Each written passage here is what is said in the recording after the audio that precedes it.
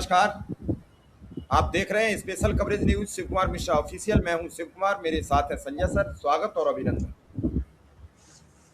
जनता से दूरी बनाते यानी जनता के मुद्दों से दूर भागते मोदी राहुल के ही पीछे क्यों पड़े। जैसे कल ही आपने देखा कि रात में राहुल गांधी के खिलाफ पोस्टर लगवा दिए।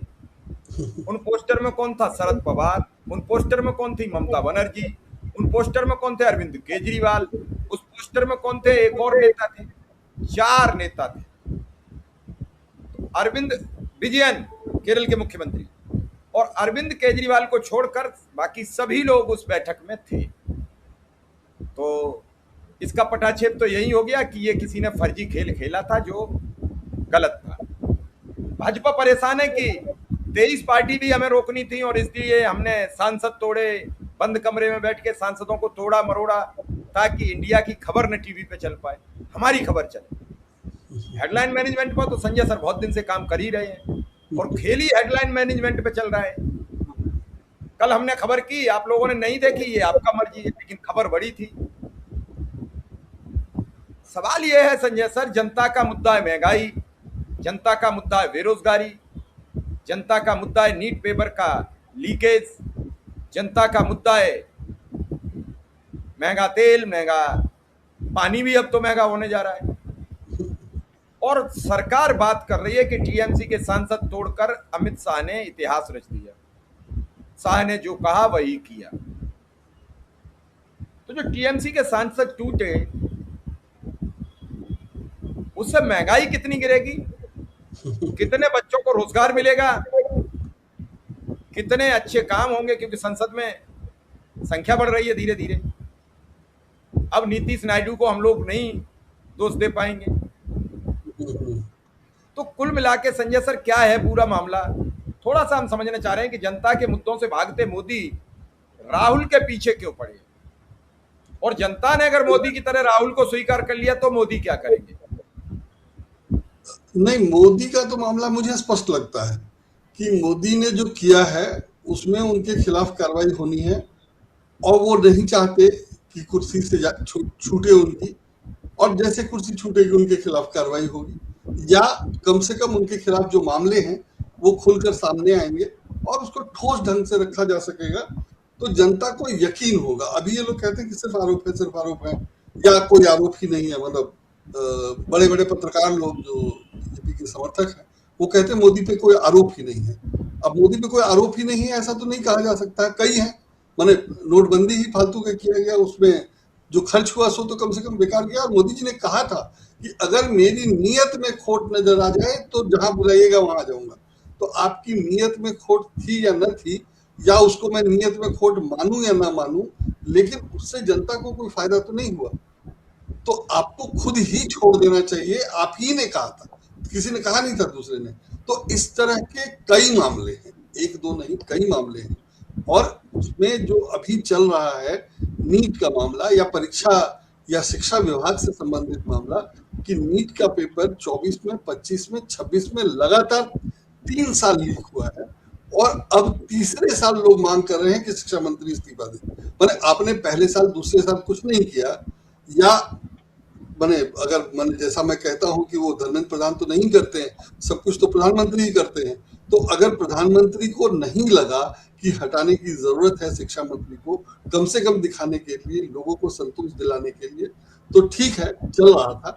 लेकिन अब जब मांग की जा रही है और इस स्थिति में पहुंच गई है कि बहुत साफ लग रहा है कि आप दोषी हैं इसलिए आप उनको नहीं हटा रहे हैं, और अगर वो ऐसा नहीं है तो क्या है वो भी समझ में नहीं आ रहा।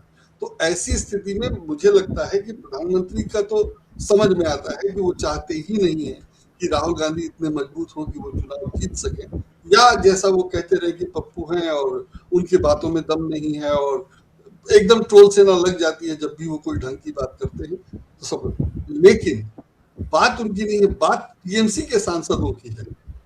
अगर आपको लग रहा है कि बीजेपी वाकई अच्छी है और आपको टीएमसी या ममता बनर्जी को छोड़ करके वहां चले जाना चाहिए, तो माने ममता बनर्जी को अगर आप नहीं जानते थे पहले से तो मुझे बताने की जरूरत नहीं है। ममता बनर्जी तो बीजेपी की ही है और ममता बनर्जी से ही शुभेंदु को लेकर के इन्होंने मुख्यमंत्री बनाया है। और शुभेंदु पे भ्रष्टाचार का आरोप प्रधानमंत्री लगाते रहे थे। तो बीजेपी क्या कर रही है वो तो समझना मुश्किल नहीं है। और उसमें अगर आप टीएमसी के टिकट पर चुनाव जीतकर फिर बीजेपी में जा रहे हैं तो आप कौन सा देश का भला कर रहे हैं? और देश का भला तो नहीं ही कर रहे हैं, आपको लाज शर्म या नैतिकता का मामला भी नहीं है। मुझे उसकी चिंता है कि मोदी जी जो कर रहे हैं वो अपने सत्ता में बने रहने के लिए कर रहे हैं, शक्तिशाली बने हुए हैं उसके लिए कर रहे हैं। उसका उनको लाभ है नहीं है वो अलग चीज, उसका लाभ उठा रहे हैं नहीं उठा रहे हैं वो सब मैं छोड़ देता हूँ। लेकिन इतना तो है ही है कि वो अगर सत्ता में नहीं रहेंगे तो उनके खिलाफ जो मामले हैं वो सार्वजनिक होंगे और जोर शोर से होंगे, अभी ही कम नहीं है।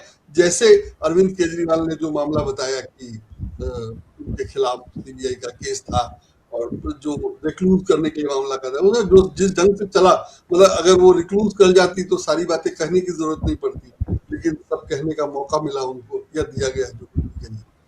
तो जिस ढंग से काम हो रहा है उसके बाद भी अगर तृणमूल जैसी पार्टी के लोग, माने तृणमूल के टिकट पर चुनाव जीते हुए लोग फिर से बीजेपी में जा रहे हैं तो जाहिर है स्थिति जो है बहुत खराब है।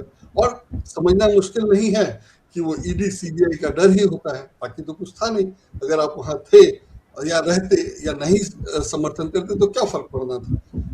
ठीक है, सीबीआई का छापा वापा पड़ जाता, अगर आपने घपला किया होगा तो कार्रवाई होनी ही चाहिए। तो बचने के लिए आपको क्यों उधर जाना? और अगर शुभेंदु जैसा केस है तो बीजेपी को ऐसे लोगों को क्यों लेना?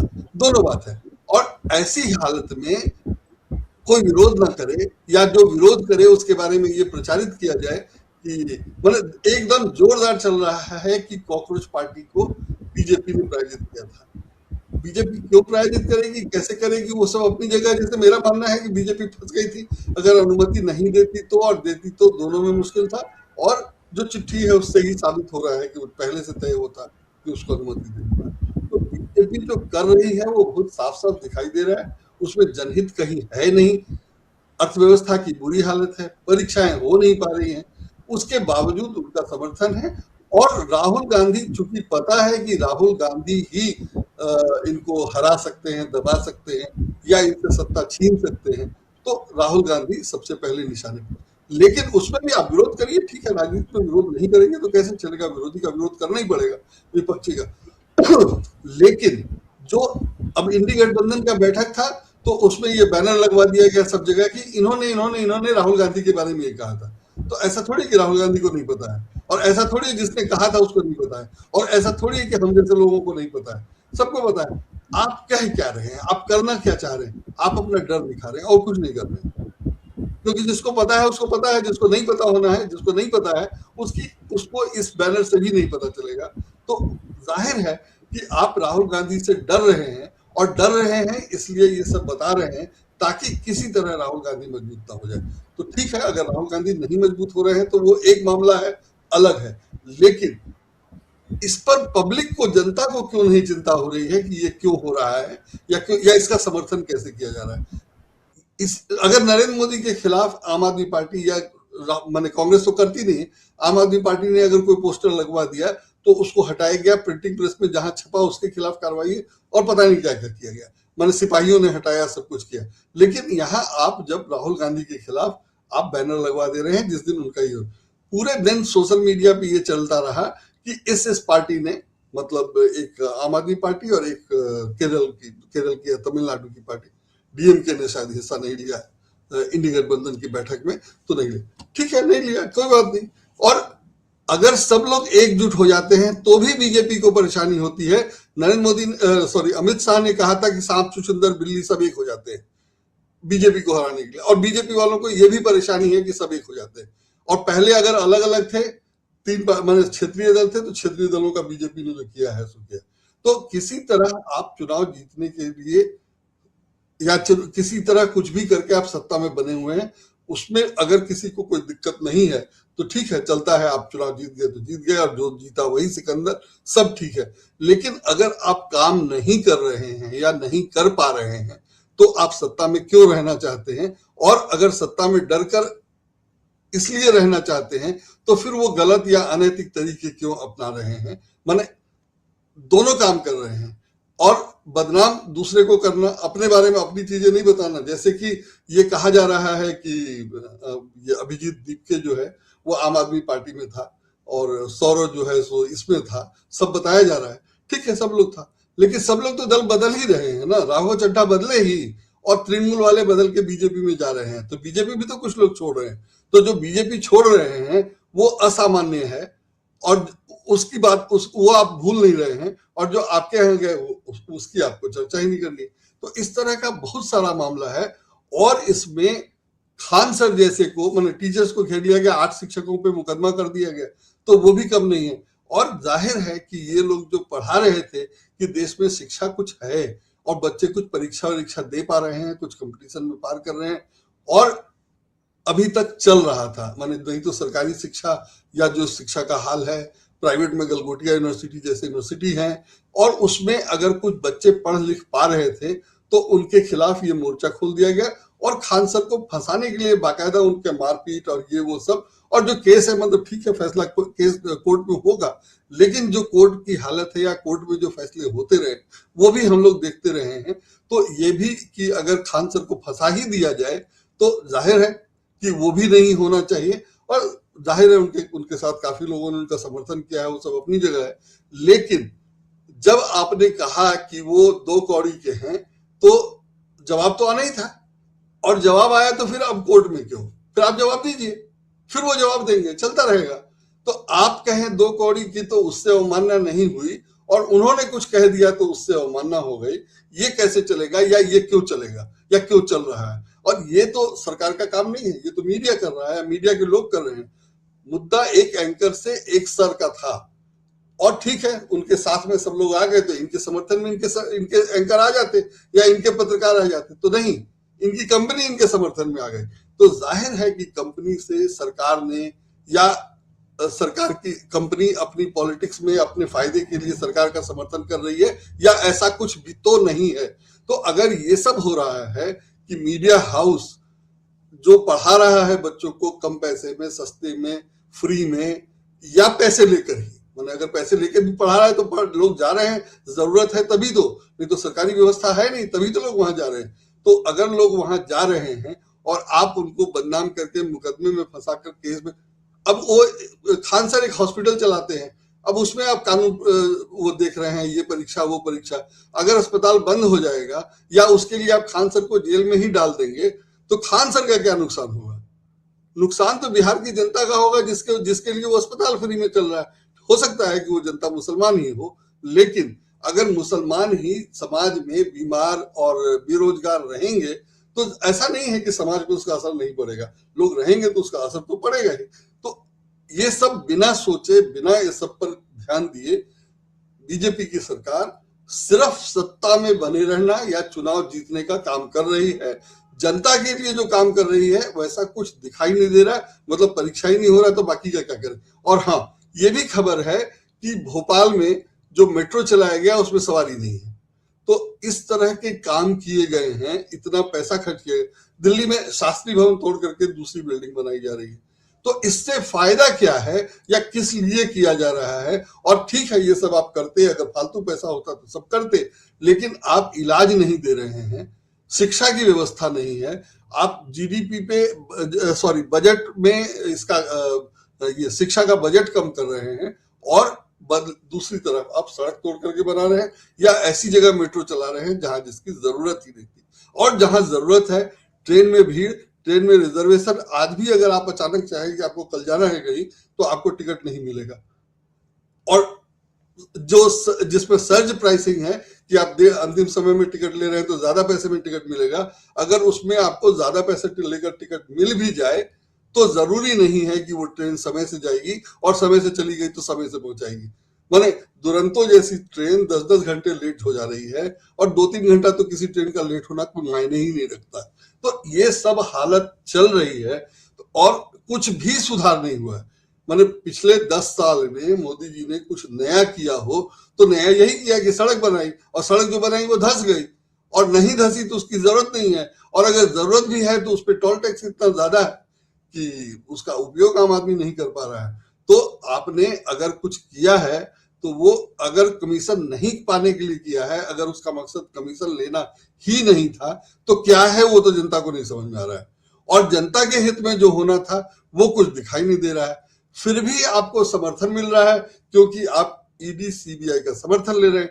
और अगर राहुल गांधी से आपको डर लग रहा है तो राहुल गांधी के खिलाफ ऐसी चीजें उठा ले आ रहे हैं जिसका कोई मतलब नहीं है, और उससे आपका डर ही या हताशा या निराशा ही दिख रहा है। फिर भी आप वो सब कर रहे हैं, और सब करके भी आपको तृणमूल पार्टी के सांसद का समर्थन मिल रहा है, आम आदमी पार्टी के राज्यसभा के सदस्यों का समर्थन मिल गया, और अभी राज्यसभा का चुनाव होने वाला है तो उसमें आपके पास वोट नहीं है, फिर भी आपने उम्मीदवार खड़े कर दिए हैं, और जाहिर है आप फिर तोड़फोड़ करेंगे, फिर विधायक खरीदेंगे।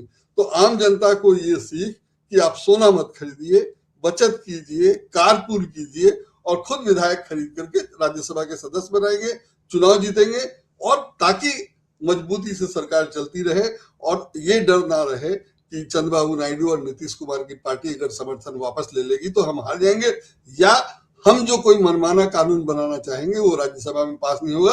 मनमाना कानून ये भी था कि हम किसी को फर्जी मामले में बंद कर दें, उस पर पीएमएलए लगा दें, और वो 1 महीने तक उसको जमानत न मिले तो उसकी पद भी चला जाए, भले वो इलेक्शन जीत के आया था। तो अगर मोदी जी इलेक्शन जीत के आए हैं तो उनके अधिकार कुछ और हैं, दूसरी पार्टी से कोई इलेक्शन जीत के आएगा तो उसके अधिकार कुछ और है या नहीं है। और जो किसी भी पार्टी से अगर बीजेपी में आ जाएगा तो वो हर आरोप से मुक्त हो जाएगा, और विपक्ष में रहेगा तो कुछ अपराध किया हो या न किया हो वो जेल जा सकता है, उसको जेल में 6 महीने भर रखा जा सकता है, चाहे वो सोनम वांगचुक हो, चाहे झारखंड के मुख्यमंत्री हेमंत सोरेन हो, चाहे अरविंद केजरीवाल हो। और उसमें भी दिलचस्पी है कि सब कुछ कहा यह जाता है कि ये जो है बीजेपी कर रही है, या बीजेपी की रणनीति है, या ये केजरीवाल जो है सो बी टीम है। केजरीवाल को अन्ना हजारे के बारे में कहा जाता है कि वो इसके थे, बीजेपी ने करवाया था, और अन्ना हजारे ने कहा था कि केजरीवाल को राजनीति में नहीं आना चाहिए।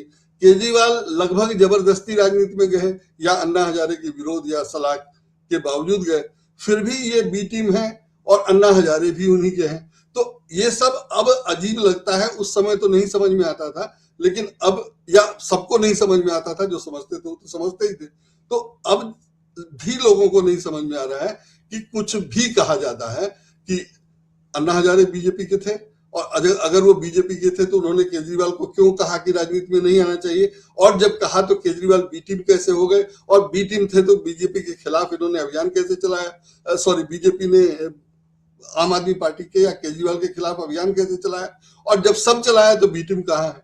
तो ये सब कुछ जैसे तैसे कुछ भी बात करो, हेडलाइन मैनेजमेंट खाली हो रहा है, जो मुद्दा है उस पर बात नहीं होती है, मुद्दा छोड़ के सब चीज पे बात हो रही है, और मुद्दे को घुमा दिया जा रहा है, चाहे उसके लिए खान सर की नौकरी चली जाए, नौकरी मतलब उनका धंधा खराब हो जाए, चाहे सैकड़ों हजारों बच्चों को की शिक्षा का मामला संकट में पड़ जाए, कुछ भी हो, सरकार अपनी सुरक्षा की व्यवस्था करने में लगी हुई है, और नुकसान जो जनता को हो रहा है या देश को हो रहा है वो अपनी जगह है।